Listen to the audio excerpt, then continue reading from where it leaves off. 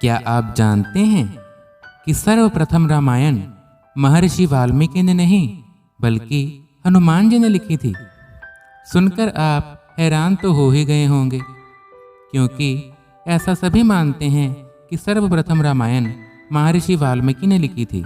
लेकिन ये एक बहुत बड़ा रहस्य है कि सर्वप्रथम रामायण महर्षि वाल्मीकि ने नहीं बल्कि प्रभु श्री हनुमान जी ने लिखी थी।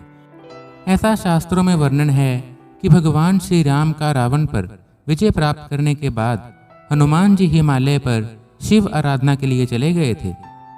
अपनी तपस्या के दौरान उन्होंने हिमालय की पर्वत शिलाओं पर अपने नाखून से प्रभु श्री राम के कर्मों का उल्लेख करते हुए हनुमत रामायण की रचना की।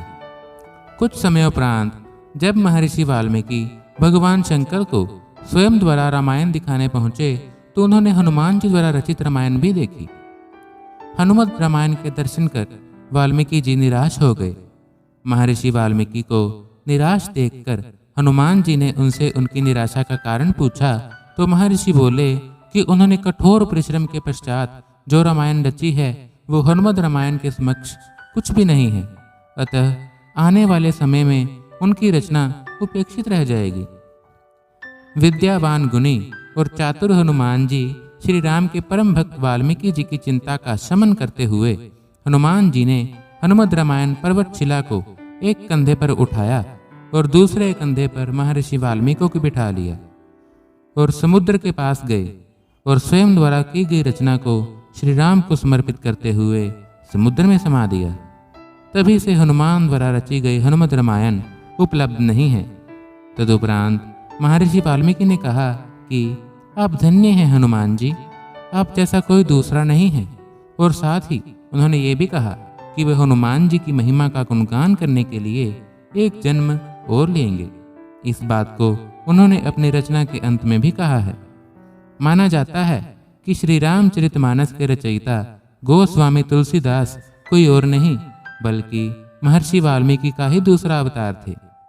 महाकवि तुलसीदास के समय में ही एक पटलिका को समुद्र के किनारे पाया गया, जिसे कि एक सार्वजनिक स्थल पर टांग दिया गया था ताकि विद्यार्थी उस गूढ़ लिपि को पढ़कर उसका अर्थ निकाल सकें।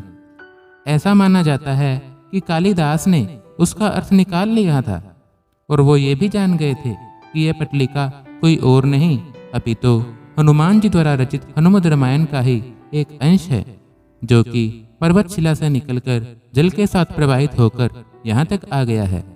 उस पटलिका को पाकर तुलसीदास ने अपने आप को बहुत भाग्यशाली माना कि उन्हें हनुमत रामायण के श्लोक का एक पद्य प्राप्त हुआ है। हमने तुलसीदास जी के जीवन पर एक वीडियो और बना रखा है, जिसमें उनके जीवन से संबंधित बहुत सारे आश्चर्यजनक घटनाओं का वर्णन बहुत ही सुंदर ढंग से किया गया है। जैसे उनके बचपन का वर्णन, श्री रामचरितमानस के रचना का वर्णन और जहांगीर भी तुलसीदास जी के सामने कैसे हार गया, इसका वर्णन भी वहाँ बहुत ही अच्छे तरीके से किया गया है। अगर आप वो वीडियो देखना चाहें तो डिस्क्रिप्शन में दिए गए लिंक पर क्लिक करके आप उस वीडियो को देख सकते हैं। और अगर आपको हमारी इस वीडियो की जानकारी पसंद आई हो तो कमेंट बॉक्स में जय श्री हनुमान जी लिखकर ज़रूर बताइएगा।